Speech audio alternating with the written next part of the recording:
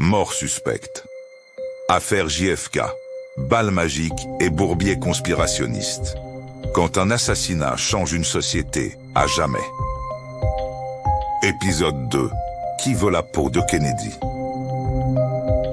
Au lendemain de l'assassinat, alors que l'Amérique pleure encore son président, une question surgit, lancinante. Lee Harvey Oswald a-t-il vraiment agi seul?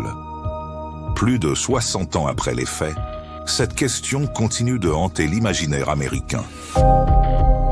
Les pièces du puzzle sont nombreuses, et leur assemblage révèle des interconnexions troublantes entre les acteurs d'un drame dont l'ampleur dépasse celle d'un simple acte isolé.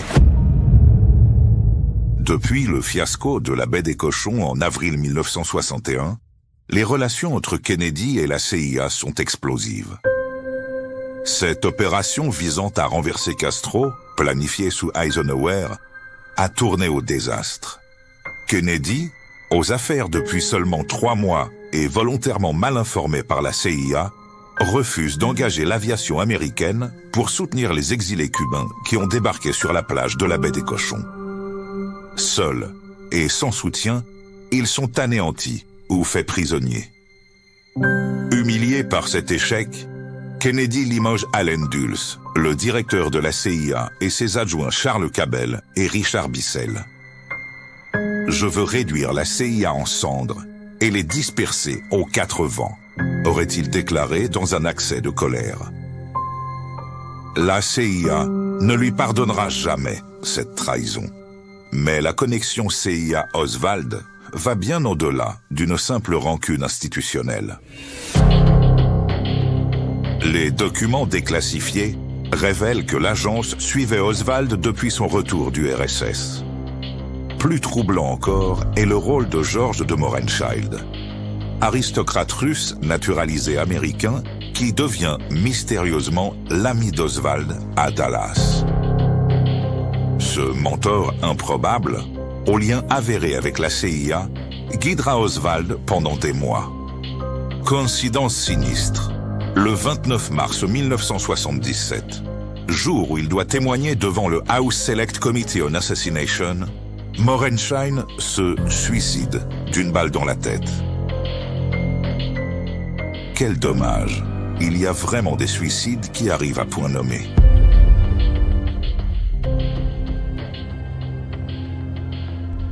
La connexion entre la CIA et l'assassinat s'épaissit quand on examine l'opération Mongoose, programme secret visant à éliminer Castro. William Harvey et David Ali Phillips, agents centraux de ce programme, développent un réseau d'assassins et d'exilés cubains prêts à tout. Ces mêmes réseaux auraient-ils pu se retourner contre Kennedy alors qu'ils avaient ouvertement exprimé leur haine à l'égard du nouveau président américain? Le chercheur Gaeton Fonzi a passé des années à explorer cette piste, identifiant un mystérieux Maurice Bishop, officier de la CIA, prétendument vu avec Oswald à Dallas. La figure d'Howard Hunt ajoute une dimension supplémentaire à ce mystère. Cet agent de la CIA, plus tard impliqué dans le scandale du Watergate, aurait été aperçu à Dallas le jour fatidique. Sur son lit de mort en 2007, il admet une implication périphérique dans l'assassinat, sans pour autant fournir de détails précis. Son fils publiera des confessions posthumes, impliquant directement Lyndon Johnson et la CIA. Mais leur authenticité reste violemment contestée par les historiens orthodoxes. La piste de la CIA s'entremêle inextricablement avec celle du FBI, alors dirigée d'une main de fer par J. Edgar Hoover. Le directeur du bureau, en poste depuis 1924, nourrit une antipathie viscérale envers les Kennedy. Il qualifie l'entourage présidentiel de jeunes arrogants qui menacent son empire bureaucratique. Les dossiers compromettants qu'il compile sur la vie privée mouvementée de JFK lui donnent un levier considérable. Liaison avec Marilyn Monroe, relation avec Judith Exner, également maîtresse du mafieux Sam Giancana. Hoover manie le chantage comme un art. Ce sentiment de défiance à l'égard de Kennedy se renforce quand on étudie l'attitude du FBI immédiatement après l'assassinat. Dès le 22 novembre, avant même le début de toute enquête sérieuse, Hoover déclare à Johnson « Le cas est clos, Oswald est le seul assassin ». Cette précipitation à clore l'affaire paraît d'autant plus suspecte quand on découvre que le FBI connaissait parfaitement Oswald et le considérait comme une menace potentielle. L'agent James Hosty avait interrogé Marina Oswald seulement 2 semaines avant l'assassinat. Pourquoi cette surveillance s'est-elle mystérieusement relâchée à un moment si crucial? L'épisode le plus troublant concerne une note manuscrite qu'Oswald avait remise en personne au bureau du FBI de Dallas quelques jours avant l'assassinat. Sur ordre direct de ses supérieurs, l'agent Hosty détruira ce document, le déchirant et le jetant dans les toilettes. Que contenait cette note? Une menace? Un avertissement? Plus tard, Hosty a tenté de justifier son acte en disant « C'était une simple menace contre moi ». Mais cela sonne creux face à la gravité des événements. Le comportement du FBI après l'assassinat s'apparente moins à une enquête qu'à une opération de dissimulation organisée. Des témoins clés ne sont jamais interrogés, et d'autres sont intimidés pour modifier leur témoignage initial. Des preuves cruciales disparaissent sans aucune explication. Le cerveau de Kennedy, enlevé durant l'autopsie, pièce essentielle pour déterminer la trajectoire des balles, s'évapore littéralement des archives nationales.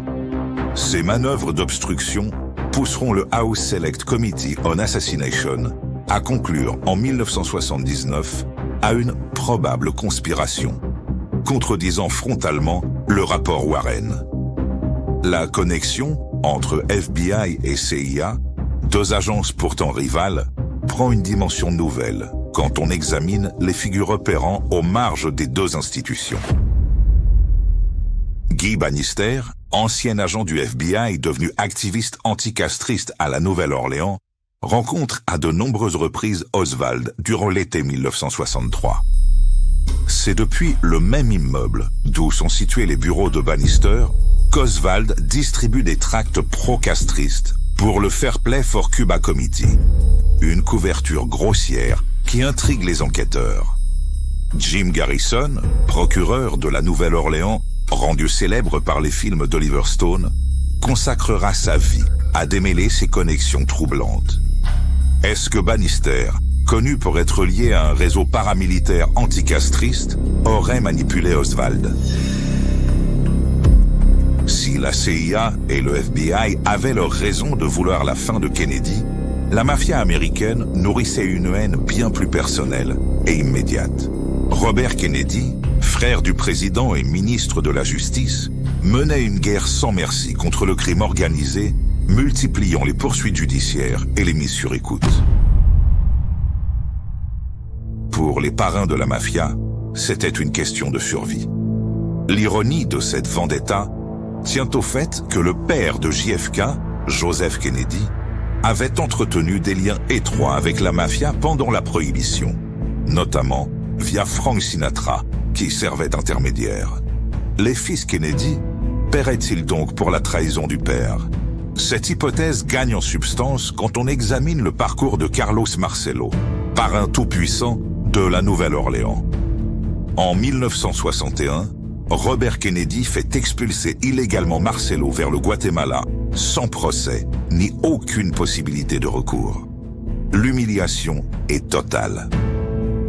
Selon le témoignage d'Edgar Baker, homme d'affaires lié au milieu, Marcello aurait prononcé ces paroles prophétiques en septembre 1962. Pour se débarrasser de Bobby, il faut couper la tête du chien. Référence sicilienne au fait de tuer JFK pour neutraliser son frère.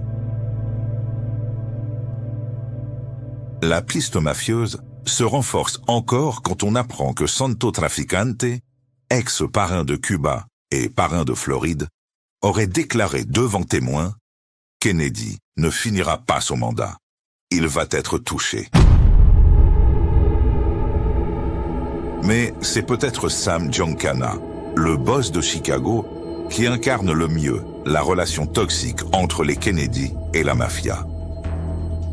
Non seulement il partage une maîtresse avec JFK, Judith Exner, qui sert d'intermédiaire entre la Maison-Blanche et la mafia, mais il aurait livré Chicago à Kennedy. En clair, il aurait truqué les élections de 1960, ce qui aurait suffi à remporter l'Illinois à 9000 voix près, et donc l'élection présidentielle. Nous l'avons fait élire et voilà comment il nous remercie, se plaindra Sam Giancana amèrement face à la croisade anti-mafia de Bobby. L'entrée en scène de Jack Ruby, l'assassin d'Oswald, vient sceller cette connexion mafieuse. Né Jacob Rubenstein à Chicago, Ruby a travaillé pour Al Capone dans sa jeunesse, avant de s'installer à Dallas, où il gère le Carousel Club, un cabaret aux activités douteuses.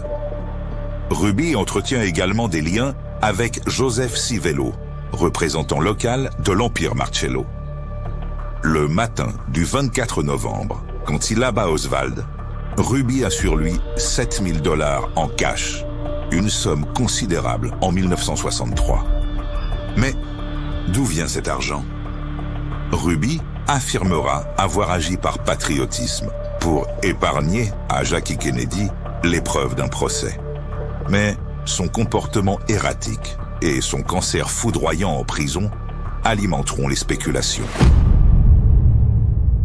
Le journaliste Dan Moldea, qui a consacré 30 ans à explorer la piste mafieuse, résume ainsi ses conclusions. La mafia avait le mobile, les moyens et l'opportunité.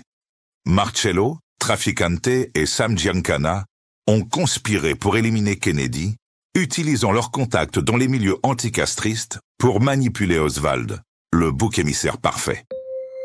Cette théorie présente l'avantage d'expliquer à la fois le meurtre et son camouflage. Mais elle se heurte à une question fondamentale. Comment des gangsters, même puissants, auraient-ils pu manipuler l'enquête fédérale qui a suivi? Probablement parce que les intérêts de la mafia devaient certainement converger avec d'autres intérêts plus institutionnels.